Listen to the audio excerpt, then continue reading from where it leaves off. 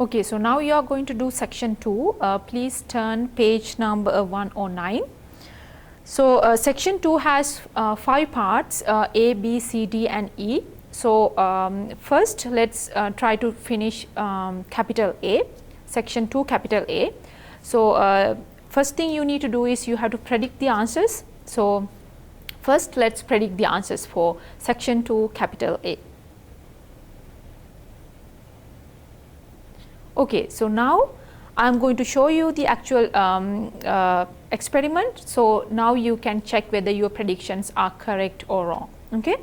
So as I told you before, so you are doing section 2 capital A. So section 2 capital A basically you need to it's like this circuit, you need this circuit. So here you have 3 batteries in series, and here is a single bulb, and here is the capacitor, 1 farad capacitor, and this is the switch. So we already did this one in section 1. So we measured the voltage across the capacitor when time goes to infinity.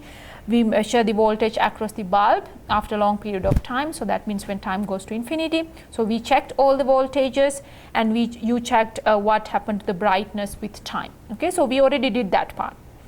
So therefore let's move to capital B. So section 2 capital B.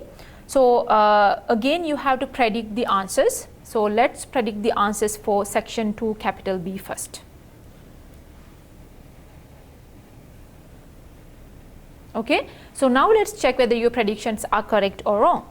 So what you have here you have 3 batteries in series and switch and 1 farad capacitor, same as this one, and now you have 2 bulbs in series. Okay, so in this circuit we have 1 bulb, in this circuit we have 2 bulbs in series. So now what you need to do, I am going to close this switch, and we need to check the initial brightness of these 2 bulbs. Initial brightness mean we need to check the brightness just after you close the switch. Okay, so let's do it. So so I am going to close this switch, and then let's check the brightness of these 2 bulbs, initial brightness. Initial means just after you close the switch, and then we assume we have identical bulbs. Okay, so let me close the switch, and then you can check the initial brightness. Okay, so we already checked the initial brightness. Now with the time, you know, you can see what happened to the brightness.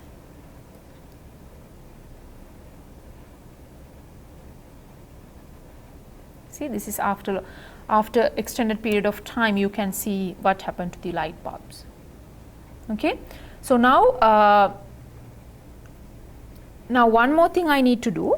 So let's measure the voltage across this capacitor. So here I closed the switch, and then you saw the brightness of these 2 bulbs with the time, and then now let's check the voltage across this capacitor.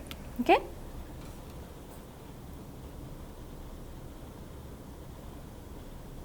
So here is the voltage across this capacitor after long period of time, after extended period of time. So it's increasing, it's fluctuating. So now it's like a constant value. So this is the voltage.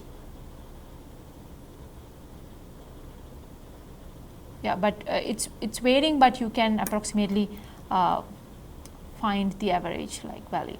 Okay, so this is the voltage. That's the voltage across the capacitor after long period of time. So the other thing we should do is we need to check the brightness of these 2 bulbs with the brightness of single bulb. Okay, so let me tell it again. So what I am going to do now, I am going to compare the initial brightness of these 2 bulbs with this single bulb. Okay, so therefore let me so before I do that, you know, now you have a fully charged capacitor, because I closed the switch, and it was initially it was an uncharged capacitor, and once you close the switch it become a fully charged capacitor. But now I am going to do this experiment again. So before I do that, I need to discharge this capacitor, and you already know how to discharge this capacitor. If you want to discharge a capacitor, you can just connect these 2. Okay, and then we have to keep a few seconds, and then now it's discharging. But if you want to double check whether it's fully discharged or not, one thing we can do, we can measure the voltage across this capacitor. So if it is a fully discharged capacitor, if it is fully discharged, then the voltage across this capacitor should be equal to 0. So now you can see it's 0. So that means now we have a fully discharged capacitor. Okay. So now I am going to connect this circuit again. Okay. So I am going to connect this circuit again because I need to check initial brightness. I need to compare the initial brightness of this 2 with initial brightness of single bulb.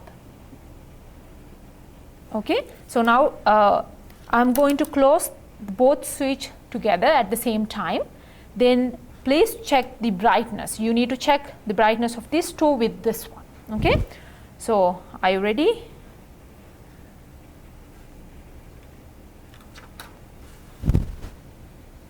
So initial brightness mean in the very beginning, you know, with the time it's changing. Yeah.